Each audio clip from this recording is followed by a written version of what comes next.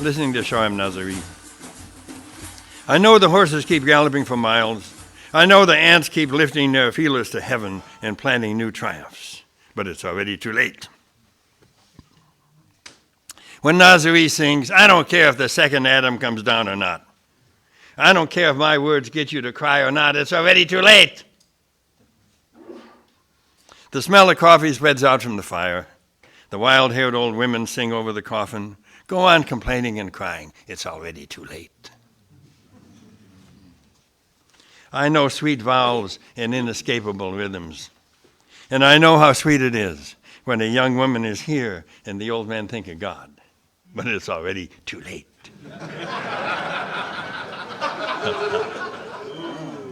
My tongue never becomes bitter because my mouth keeps holding the grief pipe between my teeth. Go on and conquer bitterness. It's already too late. Here I am. I'm all alone. It's early morning. I'm so happy. How can so much grandeur live beneath my skin? Go on asking. It's already too late. So I'm going to read it once more. Is that all right for you? And I love this phrase. It's already too late. No one knows what the hell it means. I mean, how can it be already too late? But that's what it feels like, to be. I know the horses keep galloping for miles, and I know the ants keep lifting their feelers to heaven and planning new triumphs, but it's already too late. When Nazari sings, I don't care if the second Adam comes down or not. I don't care if my words get you to cry or not. It's already too late. The smell of coffee spreads out from the fire, and the wild-haired old women sing over the coffin. Go on complaining and praying. It's already too late. I want that line to come out joyfully. Can you feel it a little bit? It's already too late. Ask me to pay my taxes. It's already too late. Ask me to be a reasonable human being with thoughts of others. It's too late. It's already too late. I know sweet vowels and inescapable rhythms. I sent it to Don Hall, and he says, what the hell is an inescapable rhythm? I said, hey, shut up and let's keep going. I know sweet vowels and inescapable rhythms, and I know how sweet it is when a young woman is here and the old men think of God. But it's already too late. My tongue never becomes bitter. I better hope this is true. My tongue never becomes bitter because my mouth keeps holding the grief pipe. And that's something I've learned here with all of the grief we've been talking about for years. Boy, I can't tell you how nourishing grief is when you can not, when you don't think of it as something, a punishment on you, but something in our lives before we were born said, you'll feel some grief. And the thing said, oh, thank you. That's good. My tongue never becomes bitter because my mouth keeps holding the grief pipe between my teeth. Go on and conquer bitterness. It's already too late. Here I am. I'm all alone. It's early morning. I'm so happy. How can so much grandeur live beneath my skin? Go on asking. It's already too late. All right. Thank you for listening to us.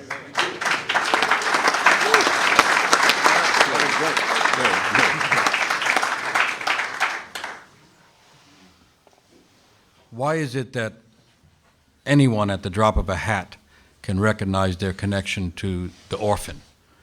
In other words, why is everybody an orphan in this world?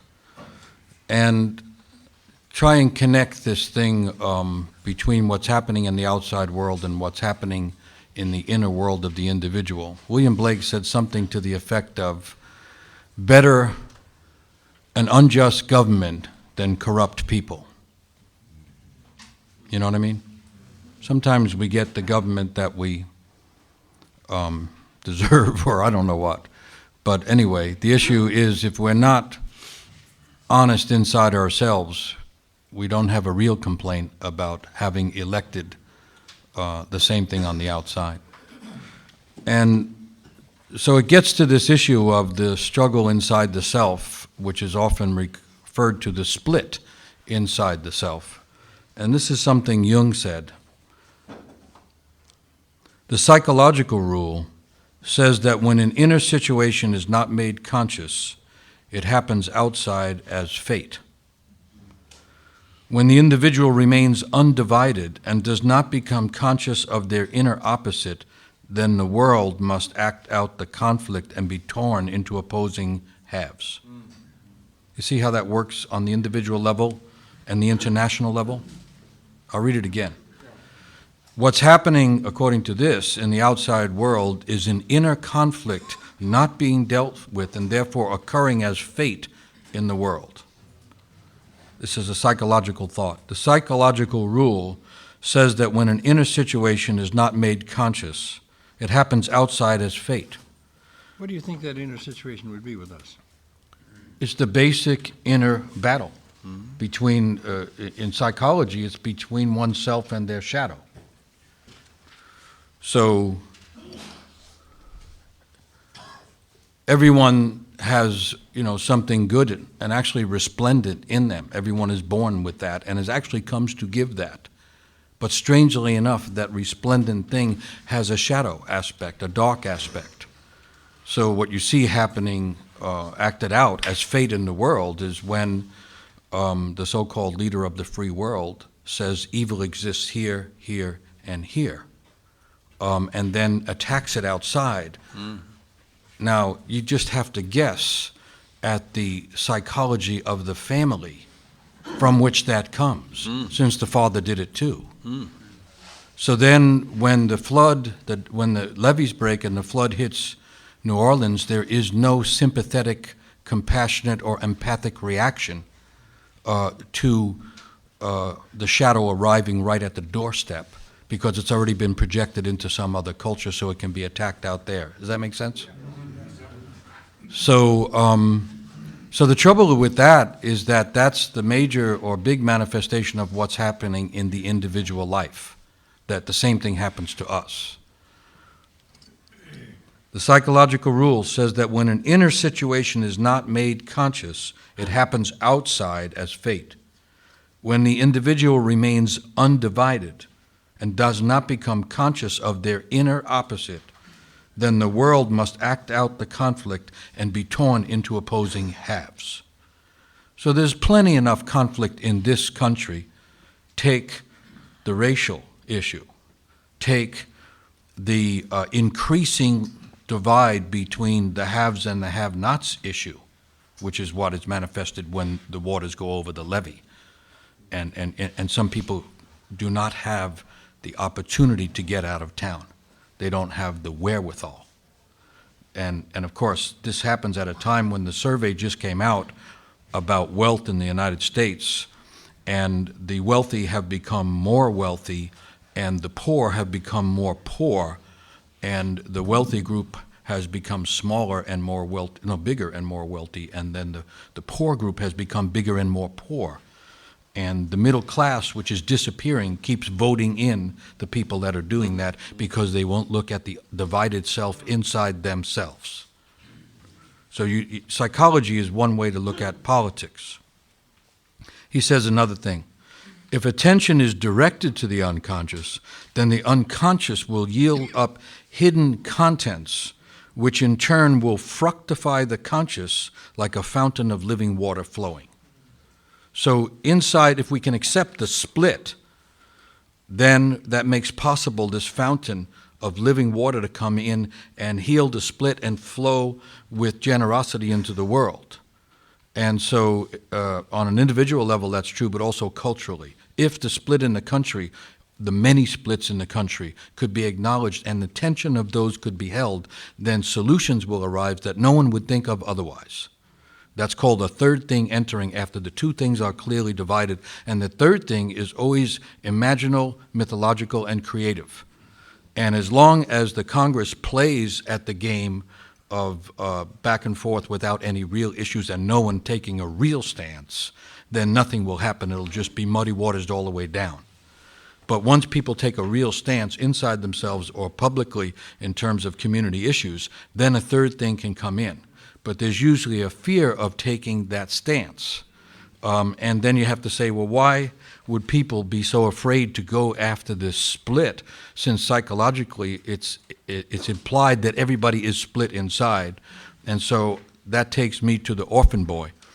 And why is it that everyone in an honest moment, will admit that they know what it is to be an orphan, that everybody carries that experience.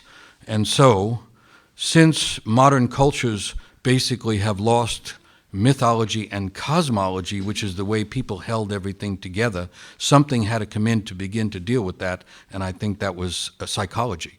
Psychology began after people lost the story and had fallen out of the story, and what happened is psychology came up as a way of bridging between the factual, practical world and the imaginal, mythical world. Psychology is somewhere in between.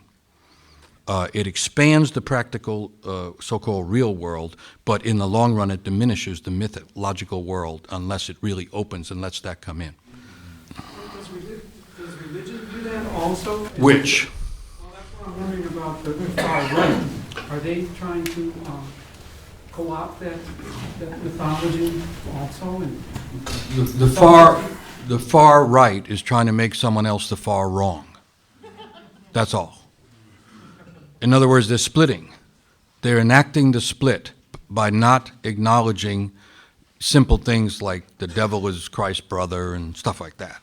You know, how they, you know, and saying that God only wanted good. Well, who the hell did all the rest of this? And if the devil did it, well, isn't God in charge of the devil? I mean, this stuff is fairly simple. And so what they want to do, again, is split it and say we are right, and others aren't left, others are wrong. And that's a refusal to carry the shadow of being human, and a requirement that other people carry it. And then, since it's called a shadow, because it's the shaded part, the dark part, then people say, well, if people have darker skin, why don't we just pretend that they're the shadow and that the rest of us are, say, white, instead of being, you know, human? You know, you know how that thing when they say, why don't people go back where they came from? If everybody tried it, there is no white land. No one came from there.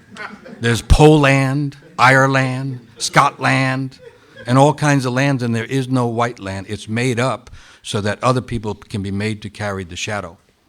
And so the weight of it is on the white, pure ones who are trying to be right. That's my thought about it. And religions, I was raised Catholic, and the old tradition in the church was that people brought the sins into the church. They didn't show up with their best clothes to try and prove they're Christian, and they did good all week. People came in and poured their guts out in the church, and the confessional was open. And so that the shadow could be in the sacred space so it could be healed. And then they decided to split it and pretend that they were in there because they were the elect of God. And that again meant that someone else had to carry the shadow. So the question is, if this happens to everybody, then how does it happen, or when does it happen? And so I got intrigued with some work of Karen Horney. She was fairly early Freudian, but she had a little issue with Freud. And part of it was that he didn't know anything about children, and she did. And so she decided to take the psychological ideas and look at children and see how much of it applied. And she came up with a number of interesting things, and I'd like to lay out one of them. Horney calls the basic evil in life parental indifference. This is quite surprising. Not parental cruelty, parental indifference. The experience on the part of the child, or the infant really, of a lack of warmth, affection, and recognition just at the moments where it needs that. So the setup is that the infant needs to be held, protected, affectionately considered, made warm in the world, and recognized for who that infant already is in itself. And for some reason, whether the mother is a good mother or a bad mother, whatever you want to call that, at critical moments the mother doesn't do it, leaving the child in a kind of lurch when they desperately needed this kind of nurturing, affectionate attention. She says, occasional beatings, even sexual mistreatment, can be overcome if the child feels loved and wanted. Well-intentioned parents communicate indifference to their children by showing a preference for one child over the other. The child that wasn't preferred feels this indifference, which is a kind of an exiling feeling. To tell you the truth, the child what was preferred secretly feels it too. By overindulging the child in one moment and then rejecting it in another, this causes the child to feel that something is really wrong and that they're out in the cold in the long run. By neglecting to fulfill promises made to the child, by disturbing a child's attempt to have friendships with other people, by making fun of the child's body or feelings or other things. So she's saying that the first time it occurs is an indifference on the part of the mother in infancy, and then later on it's repeated in these little things that seem like little things, but to the child's self feel like tremendous big things. So in there is the idea that the little child is trying to have its deep self recognized and held affectionately in the world, that this is the natural attempt of each little child, and that the mother, even the good-intentioned mother, for whatever reasons, she could have too many children, she could have too many distractions, there could be something going on in her life or around her at the key moment, and this is called fate, no one escapes it, at the key moment, she turns away when the child needed that affectionate look. I was telling Malidoma and Robert the other night about this guy that was at an event who had grown up in Jamaica, near where I grew up, which has become one of the worst gang areas and violence areas in the country. And he had spent most of his life in prison for violent crimes. And he was at an event like this explaining how that happened to him. And he said that when he was a kid, the only time his mother looked at him is when she was beating him. And so he devised ways to get her to beat him. And when he was a little kid, she would hit him with a wooden soup spoon. And then he got bigger, and so she used a ruler. And he turned out to be rather a big, strapping guy. And so eventually, when he was an adolescent, she was using a 2x4. And his siblings always made fun of him, saying, "You're the stupidest person ever because you let mom beat you and you don't know how to stay out of the way." And tears are coming out of his eyes. And he says, "I wasn't trying to stay out of the way. I was trying to get her to look at me. And that was the only way I could do it." By the time he got into high school, he actually was trained to receive a tremendous amount of punishment and found out he could also deliver it. And he became a very violent and brutal person and spent a decade and a half in prison for that.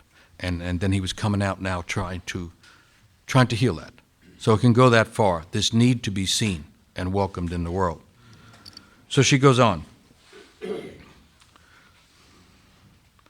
Each child must cope with critical indifference on the part of its parents.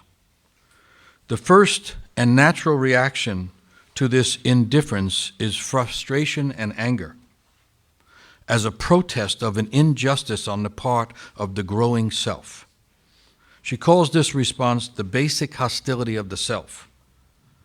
And for some children, this response of frustration and expressing anger works.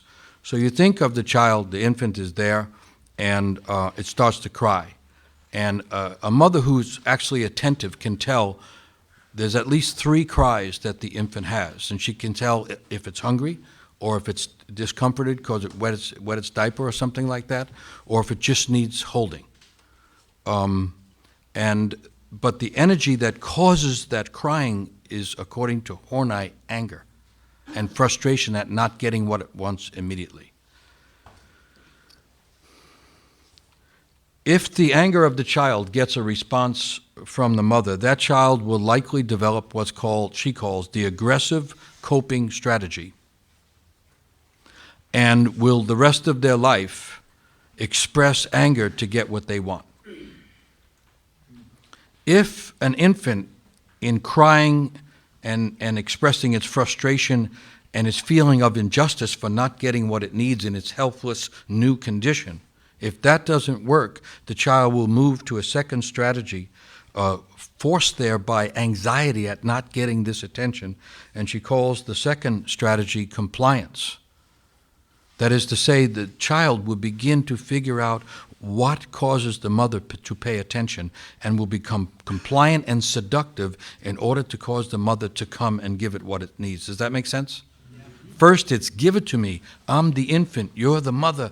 This is the right way. If that doesn't work, the child will begin to figure out what can bring the mother closer to it by being compliant to the mother's psychology, not its own. That's the second one, she says. If compliance, which is also can be seen later on as seduction, does not work, the child will withdraw its energy and its need for attention and learn how to grab it at odd moments like a animal taking scraps that have fallen from the table. Now notice the orphan boy in the story, moving around at the edge of the village living on scraps. So she said that's the third condition, is withdrawal from the immediate original sense that justice will give me what I need. Yeah. I'm just wondering if you're all talking about mother all the way through here and equate it mother-father, because couldn't that be father? Yeah. You know, in my life, it's been 50 years of trying to get my father's attention. Yeah. She starts out saying parents, but actually when you start to think about it, if you're an orphan, who are your parents? Because I know there was a guy who was raised in an orphanage, and he said, I never had a mother or a father. Well, it turns out that the orphanage was his mother and father. So it means whatever is mothering, whatever is nurturing or should be nurturing. And oftentimes the attempt to get it from the father is because the mother didn't give it in the way it was needed, and so it's a compliance to try and then turn the father into the mother. Does it put an asymmetrical duty on us as fathers over against mothers being parents? Like the mother is the one responsible to do all that nurturing, and the father is the backup plan. Well, nowadays everybody wants to make it even, but it's not even because, for simple reason, father doesn't have this breast thing happening. It's just fairly simple. So, in general, you can call it mothering, nurturing, but often it's referred to as the mother because that's the first relationship of the child, and it's a rather deeply intimate one because we came out of her body. So the level of expectation of continued close, intimate nourishment is there with the mother because we were getting it from inside her body, and so the expectation is on the outside we'll get it too, and she's set up to give it. So that's why the mother thing is so important and so heavy. And so, I mean, you certainly can have the thing where a father will fulfill the role of the mother. You can have that, but it's still called mother. And in many tribal groups, actually, the chief is called mother. You know, it looks like a guy, and he's got all the gear on, but he's supposed to nurture the whole community, and so he's called mother. So until modern times, it wasn't seen so simply as the individual mother. And then remember, we were talking about how the mother is actually standing in front of the great archetype of the great mother, which is the whole world trying to nourish everybody.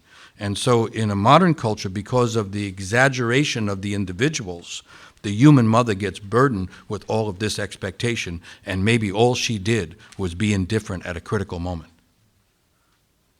But the father certainly can be in there too. A couple more details about it, yeah.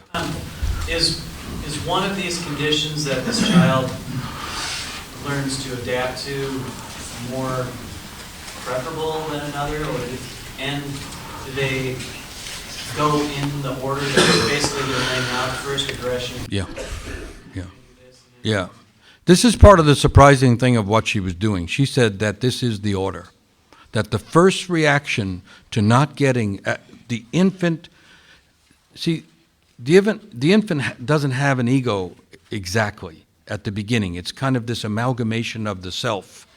And it's apparent, this is interesting, in the split that occurs when the mother doesn't deliver what the child instinctively, innately expects, in that split is when the ego is born.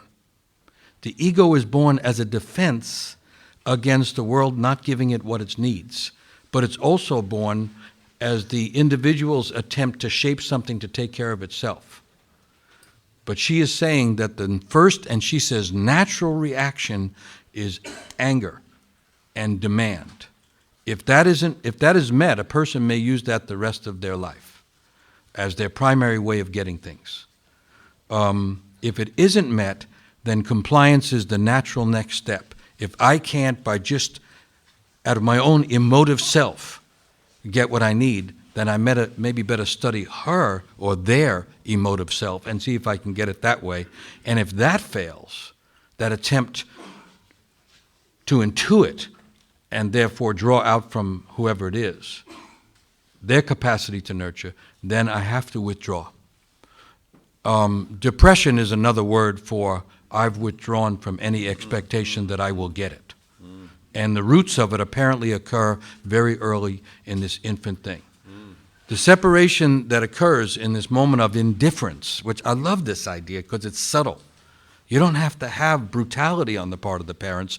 It's just bad timing is enough to cause the fragile casing around the self to get rattled, and a coping strategy has to develop. So here's just some ideas about what it looks like later on. The aggressive person is saying to themselves, I should be powerful, recognized as such, and I will win what I need. The compliant person is saying to themselves, I should be sweet, self-sacrificing, and saintly, and I will get what I need. And the withdrawing person is saying, I should be independent, aloof, and above the struggle, and perfect, and I will get what I need. It's interesting, isn't it? And of course, the idea is to figure out where you are, because that's the real intrigue. She also says, the aggressive, anger-oriented types move against their environment. The compliant types move towards the people in their environment, and the withdrawing types move away from the people and the environment. So it sets up this cyclic situation where when a question arises or a tension arises, people will tend to go one of those three ways. There's a Buddhist version of this, by the way. A Buddhist version of the three basic types is very similar. She didn't know that, but it is. What else? A couple more details. The aggressive ones, the ones who were, by being angry, got what was needed, like the feeling of being in control and having power, therefore feeling important, fully present and seen. The compliant type likes the feeling of caring and loving, of appearing selfless, and therefore valuable in getting what they need. The withdrawal type likes the feeling of doing whatever is expected while protecting their delicate feelings and holding to themselves the sense that they are valuable and one day might be known by others. And then the problem goes like this. Those who remain aggressive and don't use any of the other coping mechanisms will assert themselves even against their own nature, against their own fears, and become counterphobic and against their own ultimate desires. The compliant types are not necessarily compliant with other people. They are really compliant with the superego, or the attitudes that they have absorbed from their parents, their family, the community, and the culture. You get the distinction she's making? In other words, someone could say, well, I'm not a compliant type because I don't just comply with other people. I go my own way. But the real division is to look and see, is your own way, or is it what you learned from your family, your community, and your culture? You get what I'm saying? They're driven by an idea that tells them how they should be, and they're compliant to that idea they carry rather than the emotions and the instincts arising in themselves. So an example would be someone who says, no, I'm not going to do that. I have very strong, fanatical Christian beliefs, and I'm going to follow that way no matter what. Yes. Is that an example? Yes. Yes. Someone has absolutely fixed morality and beliefs based on a system outside themselves is actually compliant, right? Rather than self-assertive. They're still not authentic. They are not authentically using their own natural aggression or their own natural desire or command. They're replacing it compliantly with something that solves everything and allows them theoretically to get what they want, and they probably had to do that as an infant. And then just to finish that little part, withdrawn types will remove themselves from activities in fear of not getting what they want, but especially remove themselves from their own feelings. Because their feelings were dangerous, because when they got angry and said, give it to me, mom seemed to go further away. When they tried to figure out, mom or dad or whoever's parenting, when they tried to figure out what those parental figures were feeling, that didn't work either. And so feelings, especially their feelings, are dangerous, so they're withdrawn, especially from their own feelings. But then when feelings arise in the environment, they withdraw from that as well. I would assume that you would use different strategies for different parts of your life. For example, your home life and your relationship with your wife versus work. Yeah. You know, whatever might work more effectively. Right. So you can have the aggressive executive type out in the business world who goes home and is utterly compliant and or withdraws totally and can only be found at the other end of a TV screen. So just to say, everybody has all three. The issue is which one was my original and tending to be dominant one, and how am I doing with it now? Is narcissism in the third category? Narcissism?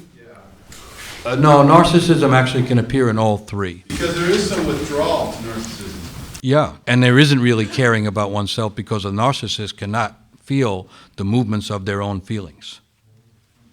Narcissism is the bubble that keeps one away from oneself as well as others. Narcissism occurs to everybody, I think. And by the way, the latest information is that there's many ways to break narcissism. The early psychiatric work, they thought it was unsolvable, and it turns out to be solvable. And it has two parts to it. First of all, breaking the spell of ideas that holds the narcissistic bubble. And then the second part, which is harder but much more satisfying, is breaking the spell of narcissism that keeps one away from the instinctive energies and the lower so-called feelings, which are actually satisfying and gives one connection to a real body and real feelings, and therefore allows one to connect fully with another person. This is two-stage breaking of narcissism that's being now learned a lot in psychiatric circles. Who's doing that work? A lot of people, Schwartz-Chalant in the Jungian group, Schwartz-Chalant is doing the best stuff on it. Yeah. What's the relation of these types to our deep self, or isn't there one? Yeah, there really is. That's the whole point. It was the deep self that was saying, hold me, see me, love me, because I am a resplendent entity come to give something to the world. That's the deep self's. One of the terms for the deep self is the child of joy. So then the deep self needs some kind of external affirmation or confirmation in order to maintain or to exist or to flourish? Yes, to mostly it exists, but to flourish and grow, it needs two things. One is the ego, I, have to recognize it's there somewhere, that I'm connected, as Robert used to say, to something golden. But it also needs outer, other people to properly, authentically see that that golden deep self is there. Both things are needed for it to grow. And at different stages of life, they're both needed again. And one of the reasons to study this kind of thing is every time we start something new, the psyche goes, oh, we're back at the beginning, and expects a repetition of the same thing. So we tend to go to people who will give us back what we didn't get when we were infants all over again.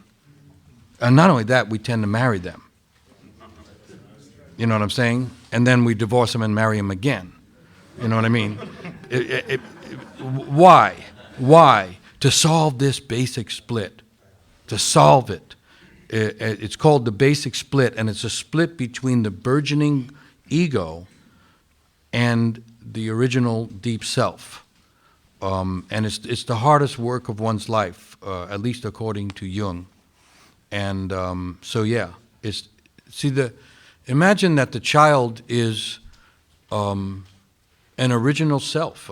Call it a soul, call it a self, call it a spirit coming into the world. And since it came from this great human person, it expects to be recognized as having come from there and as coming from the original place of the cosmos and being seen and held that way. And the important thing, I think, is it does not happen. That's the setup. It didn't happen to anyone. Because to be born into time is to leave eternity.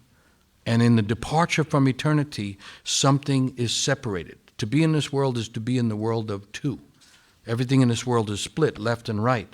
Even the heart has a left side and a right side, a left lung and a right lung. Every breath we take divides into two lungs. Every step we take causes the muscles of the body to oppose each other. You can't move forward without opposing yourself by part of you going back. We are split.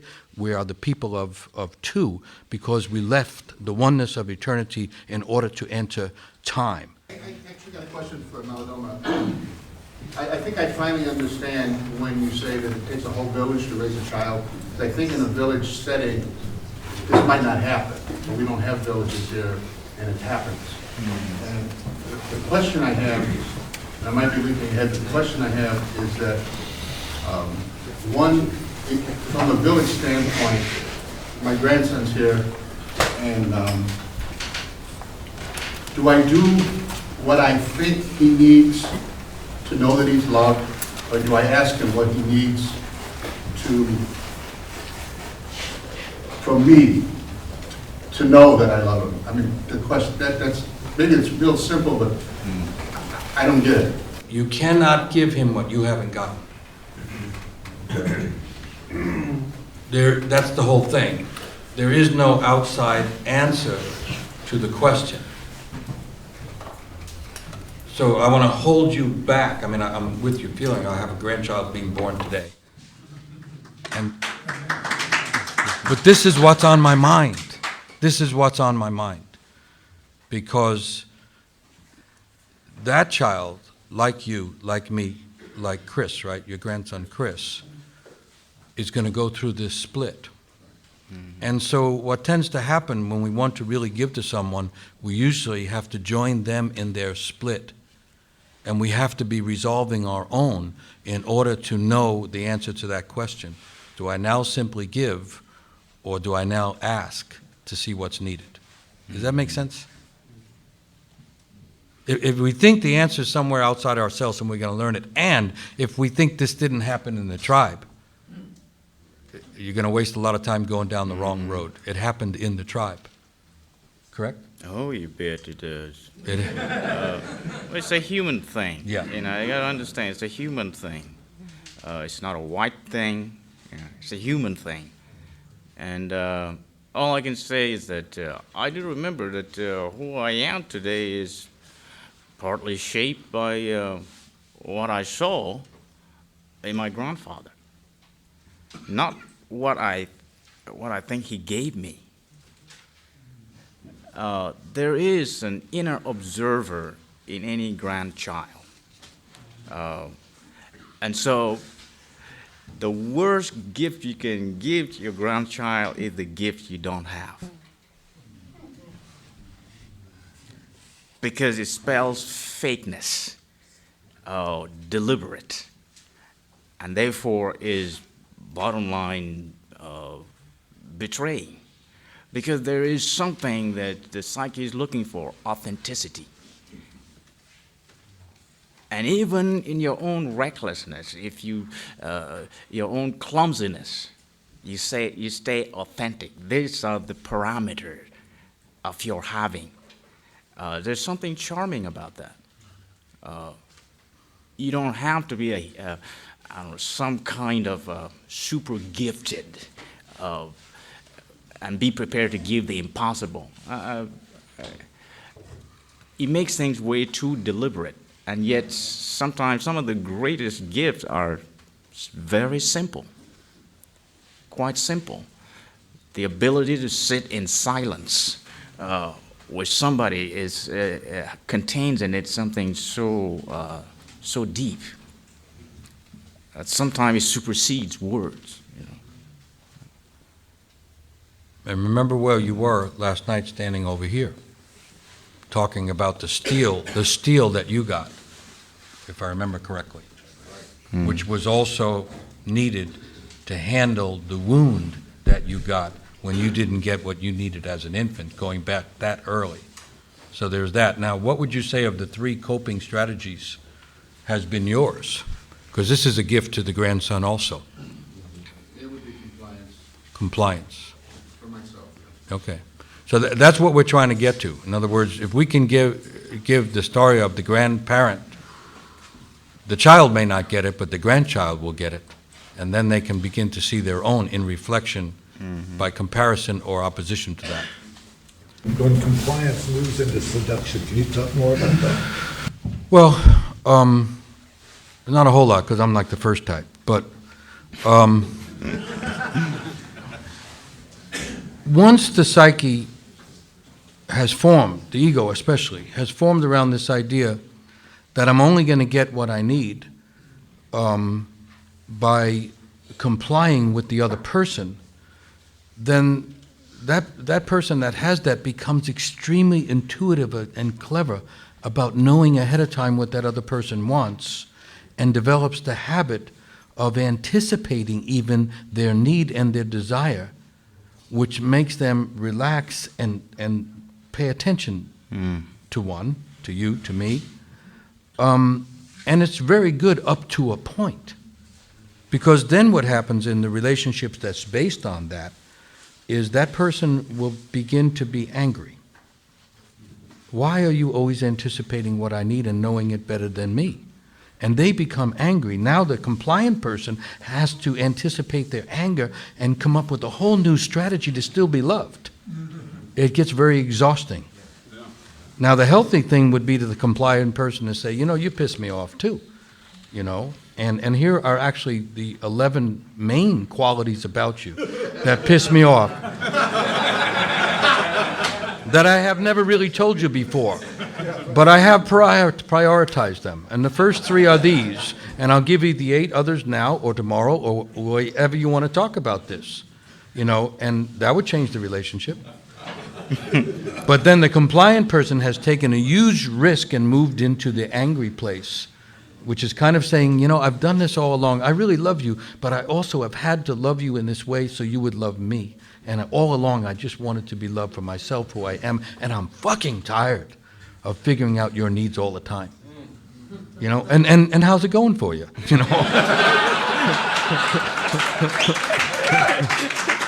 Now, what compliant people often do, though, because the anger thing is so scary, because the whole world might disappear.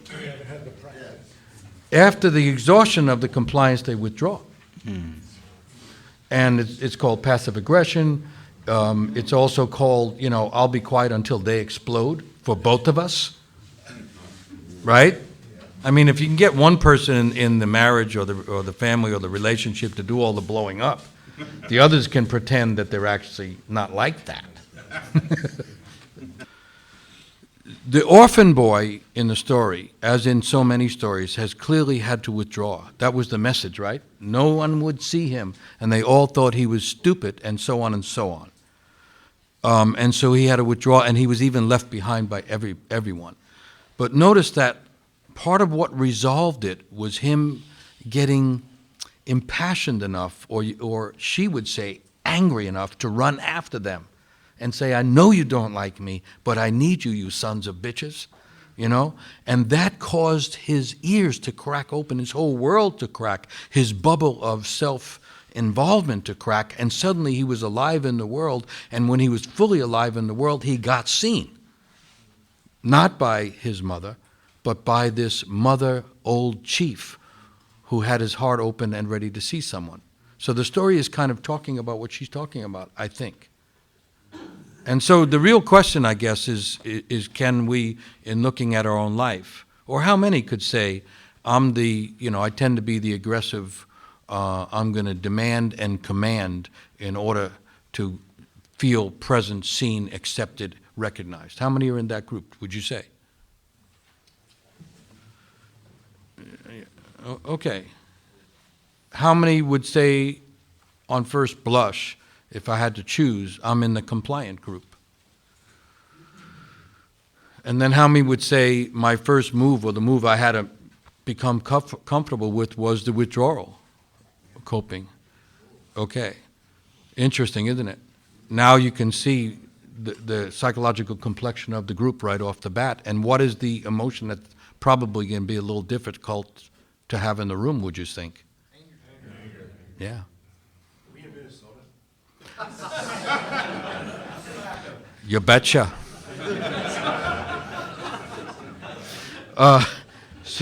So what's so interesting about it to me is she says that is the natural reaction. So now let me add another piece. Most people's experience of anger is actually the rage of their parents or other adults nearby, which tends to be wildly disturbing, deeply threatening, and tends to break things and parts of them. And therefore people don't want to go there. But just to say that is not anger, it's actually rage. And rage is blind, and anger has eyes and is deeply intelligent.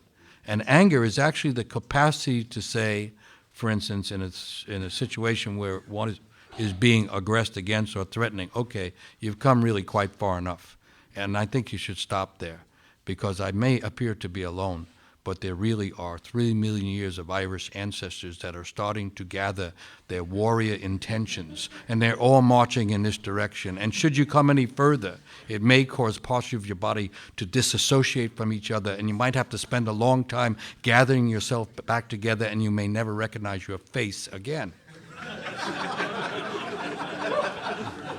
And somewhere in that dialogue or monologue, people usually go, oh, all right, I'll look for someone else to bother. In other words, anger in its natural state is the capacity and necessity to protect oneself. And underlying that is, I deserve to be in the world and be cared for, and I really don't need to be mistreated. And so I'm going to let you know that in case you're just confused about who I am and who you are. I mean, that's anger. You get what I'm saying? And then it applies, if it's functional in that sense, or whatever you would call that, natural, it will use as much heat as it needs for that occasion. When it's not, been learned that way and there hasn't been a chance to learn it, it will almost always overdo the anger or the heat out of fear that it's going to get crushed. Yes? A good number of men in this room, including myself, have experienced divorce. How does the process of divorce affect these three coping mechanisms on the child, and do they just naturally make the child identify more with the mother? I'm not sure, on the child in the divorced family. Yes. Well, actually, that's really complicated, because it would already have been determined in infancy where that child is out. The child is already experienced a divorce from their own deep self. That's the automatic split in the human being, caused, according to Horney, by indifference on the part of the parents. The moment of indifference causes the self or something in that infant to go, I'm not going to get what I need, and I better do something about it, And some people say that's the birth of the ego. So the child already has that. When divorce occurs, it intensifies the split that's already in the child. The child is usually trying to combine the energies of mother and father, if they're fortunate enough to have both present, in order to get what they need from that combination. When it splits, that intensifies the split the child already has and naturally has. That's what I think happens. And so the divorce is almost always very painful on the child, who then feels their split in a deeper way. And usually they are angry then at the parents, and if they get to enact or express that anger, it begins to heal some of it, if that makes sense. Now, the ones divorcing, the apparent adult ones are actually repeating their own internal split based on the fact that the one they were in the intimate relationship also didn't heal the split for them, if that makes sense. So the whole family is actually now caught in this land of splitting off from the self.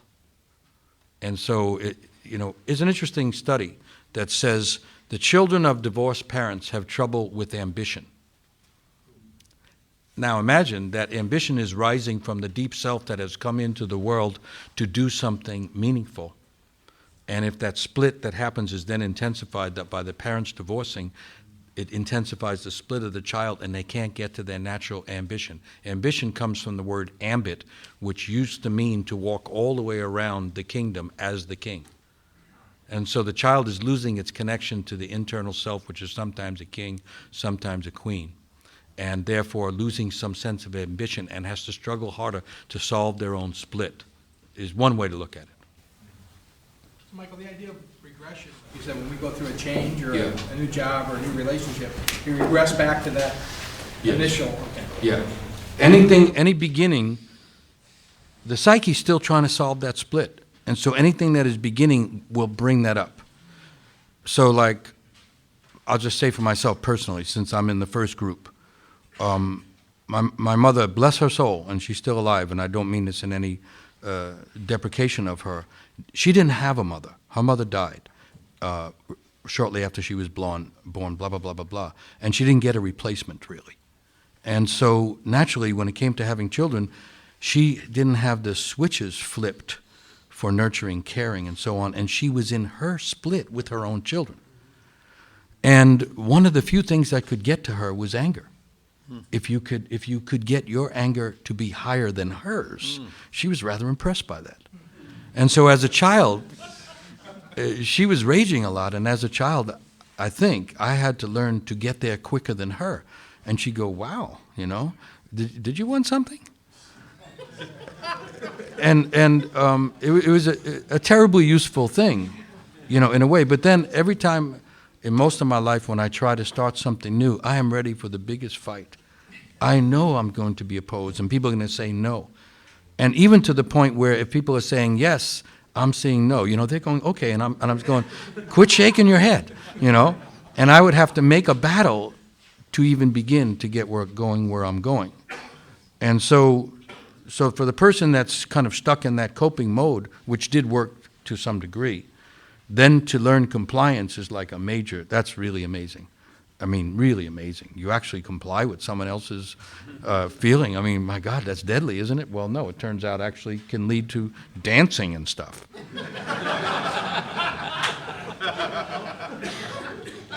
But also the one who most knows aggression to get what they want, withdrawal seems like certain death. I'll fight till the last minute. No, because I'm alive and I might get it. To actually leave the battlefield is like, oh wow, this is going to be the big dark night. I can't go there. Well, then it turns out that of course, you can learn Buddhism if you withdraw from the battlefield legitimately, and you can meditate, and other people explode. That's very interesting, Anyway, I'm kidding, but you get the idea. So the idea is to say, first of all, here's how I'm set up. Second of all, what would happen if I went this other way now? Add one more piece. The thing that isn't done, whether it be the aggression, the compliance, or the withdrawal, when it is done honestly and suffered, because it's a little painful because of the unfamiliarity, releases a hidden treasure of what Freud called libido, or which Jung called energy, which otherwise is known as the underlying fountain of all the emotions, intuitions, instincts, and everything they carry with them, become more available if we can move in and suffer the discomfort of the strategy we didn't grow up with. And also called it hero. Yeah, and in his essay on libido, he winds up calling it Brahma. He leaves psychology completely and he starts out by saying libido, which Freud called mostly the sexual instinctive energy. He says it's the energy of life. And by the end of his essay, he says it's equal to Brahma, the god of creation. and that when we are allowing the libido to flow, we are in the place of the God recreating the world through our own self. And so there is a payoff if a person can get there. I wanted to talk about the third mechanism, because I see that in myself, and just say how it is for me. Here, I've been having trouble getting dressed in the morning, so I get down to stuff late. So I get pissed off. And the more I'm pissed off, the more I'm convinced no one can understand my plight, even though there are 120 men in this room, any one of whom would help me on with my socks. But at that moment, I don't know it. And I get more and more angry, and I kind of have to get out of my room late and kind of put this reality back together again. That is my coping mechanism. That's what I struggle with. Thank you for that. Thank you for the honesty of that. I just wanted to say, there's an element in what you're saying and being identifying with the compliant end. There's an element of what you're saying and saying, well, the anger is the natural response, it's the first response, and if you get that met, then that's a great strategy, and then it's only if something if that doesn't work or you're not angry enough, then you have to fall back on these other things. I just want to be clear that split happens no matter which strategy you fall into. I mean, I think it is a really good strategy to consciously try the other strategies, in a sense, in order to reach your genuine self. But I don't want to. I just don't want the group to leave with the impression that if only I'm pissed off enough, if only I go to anger, then I'll be my true self. No. That's not the case. No, that isn't the case. That isn't the case. So this is part of it. Remember, we started out with Jung's statement that if the split inside oneself is not faced honestly, it is acted out in the world as fate. Not just for oneself, but for others too. Right? As this country is doing now in the world for others, blah, blah, blah, blah, blah, blah, blah. So her idea that anger, not rage and violence, but anger is the natural response to injustice is really important, All right, so that's the first thing. The second thing is no, especially if someone is angry all the time, then it won't work anyway, and they actually have to move to the other strategies. But also anyway, I'm reinforcing what you're saying. So we have to hold two things at one time, that there is a natural reaction of anger to injustice to the individual and or the group, and that being angry is not sufficient to solve the split. Yeah. Probably all three of these things are compelling and strong because they give you a taste of the self somehow. Yeah. Anger gives you a taste in your mouth. Oh, yeah. And compliance does too, sweet. Yeah. And the withdrawal one probably does too. But Well, it does. Well, it does. Jonathan, in a healthy way, the withdrawal is actually a taste of peace. Withdrawing from the battlefield and realizing that, and in this case, I'm supportive of the Buddhist thing, if they're actually doing it, and not hiding behind a compliant appearance of meditation. And professing distaste. Exactly. For the other thing, which And is requiring taste someone yourself. else to do it. Yeah. Yeah. Well, I guess just for the first time, Michael, hearing you talk about it, I realized that, I think I have a tendency to withdraw. And then I will sometimes go into compliance. And then I think, like you said, sometimes the withdrawal will then flip around and go into the anger piece.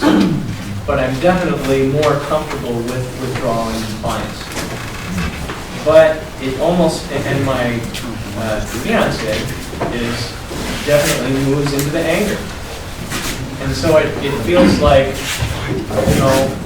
am I moving sometimes more into withdrawal, and then that constellates the anger piece in her? And is she moving into the anger piece, and then that constellates the withdrawal piece in me? It's like we're chasing each other around the house. It's better to develop it than to marry it.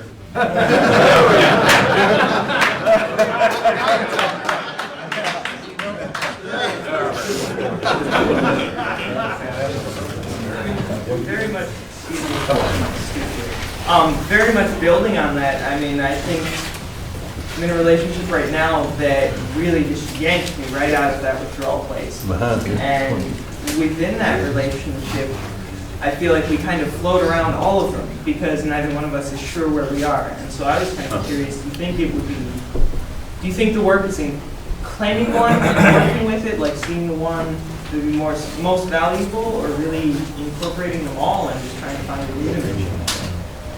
Well, I think the idea is eventually to be able to be in each of them, because they each have like hidden treasures in them.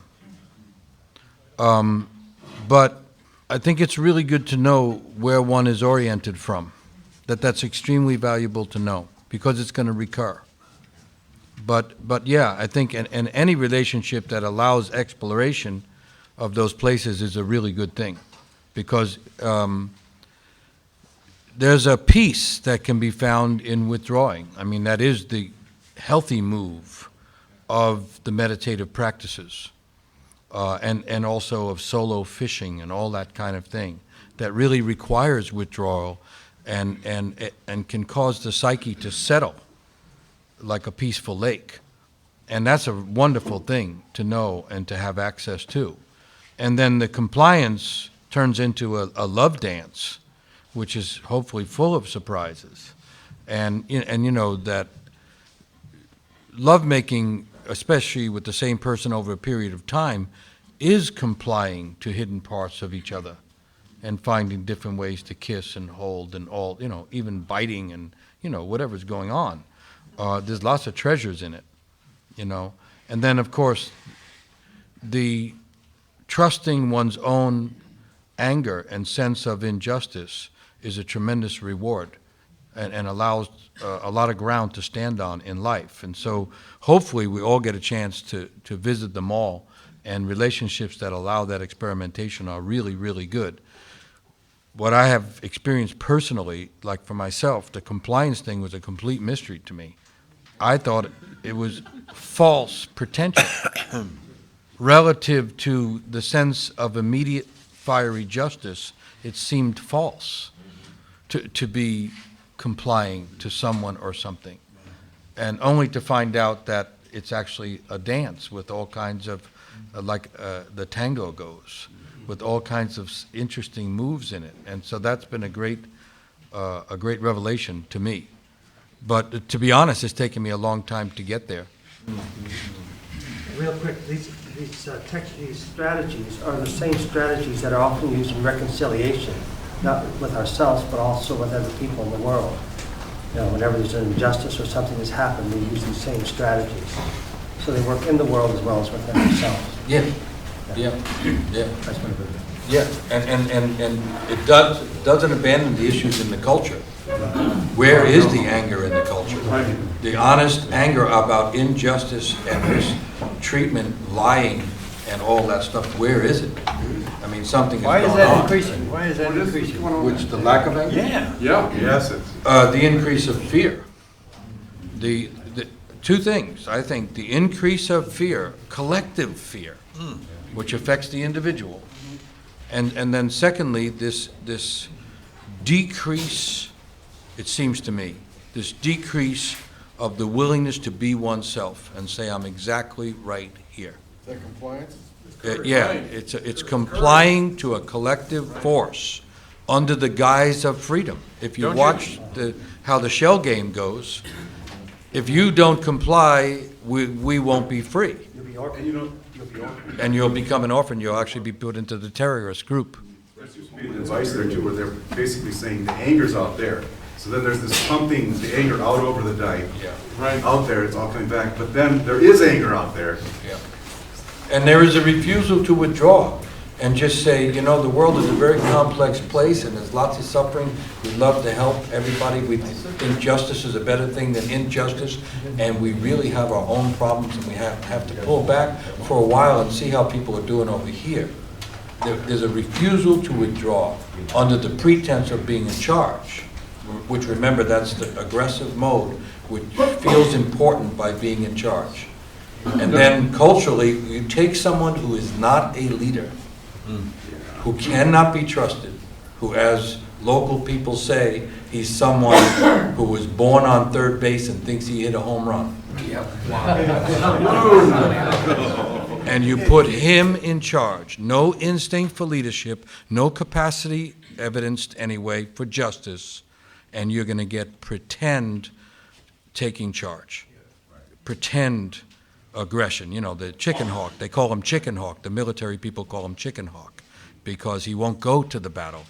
He just thinks other people should. I mean, this is a serious thing when you take a non-leader and put them in a leadership position.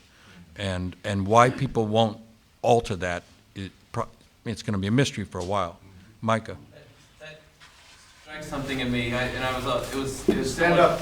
What I was struck by this in connection with what we were talking about also, that I didn't realize that I was a compliant person. I thought I was withdrawn, but by talking, I realized that what I've been doing is complying. And what I just realized was that I thought that by complying, I was balancing out the other aggressive people. That there were other the people in the world, the aggression that was happening, that I was balancing it out because I'm a nice guy. And actually what I realized is this is not the place to get the generativity, where I've gotten my moments where people are gathering around me, I'm getting the love, is when I move to the aggression for me, not when I'm balancing myself. You know what I mean? Not balancing somebody else.